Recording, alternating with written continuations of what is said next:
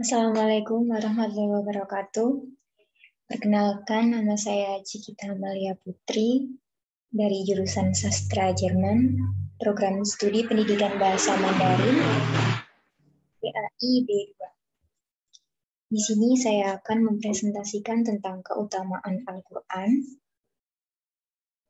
Baik, langsung saja kita mulai. Keutamaan Al-Quran.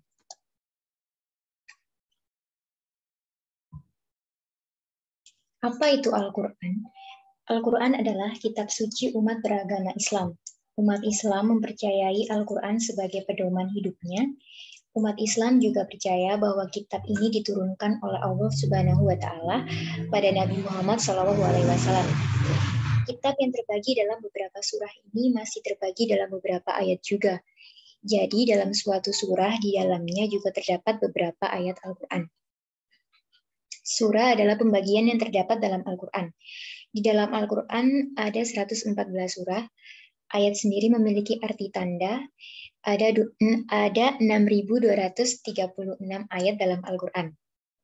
Sedangkan juz adalah cara pembagian dalam Al-Quran, di mana dalam Al-Quran semua keseluruhan dipecah menjadi 30 juz. Tujuannya dilakukan agar mempermudah semua umat Islam dalam menyelesaikan pembacaan Al-Quran. Kapan Al-Quran diturunkan dan mengapa? Al-Quran diturunkan pada tanggal 17 Ramadan tahun ke-41 di Gua Hiro. Oleh karena itu, turunnya Al-Quran disebut sebagai Nuzulul Quran oleh umat Islam. Al-Quran diturunkan oleh Allah berangsur-angsur lamanya, yakni 22 tahun, 2 bulan, 22 hari kepada Nabi Muhammad SAW melalui malaikat Jibril. Surat yang ada dalam Al-Quran terbagi menjadi 2 golongan. Di antaranya yaitu surat Makkiyah dan Madaniyah. Al-Quran diturunkan agar menjadi petunjuk bagi seluruh umat manusia.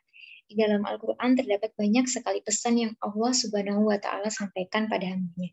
Dan masih banyak lagi. Surah Makkiyah dan Madaniyah, apa itu? Surat Makkiyah adalah surat yang diturunkan di Makkah. Surat ini turun sebelum Rasulullah SAW hijrah ke Madinah. Surat Madaniyah adalah surat yang diturunkan di kota Madinah setelah hijrahnya Rasulullah SAW.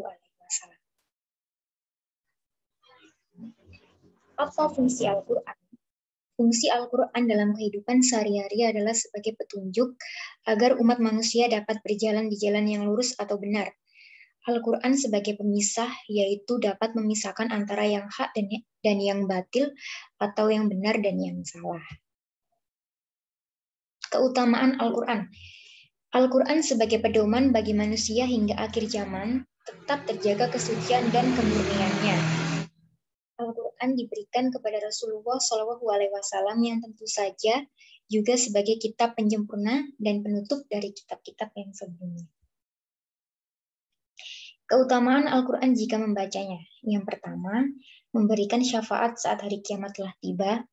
Yang kedua, sebagai saksi ketika kita hidup di dunia bahwa kita sering membacanya.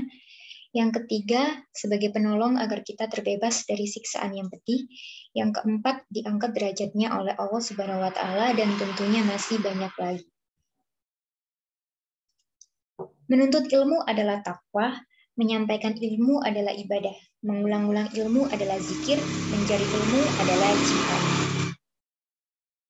Sekian presentasi dari saya. Mohon maaf jika ada kesalahan atau kekeliruan dalam menyampaikan kata atau dalam hal yang saya sampaikan. Terima kasih. Wassalamualaikum warahmatullahi wabarakatuh.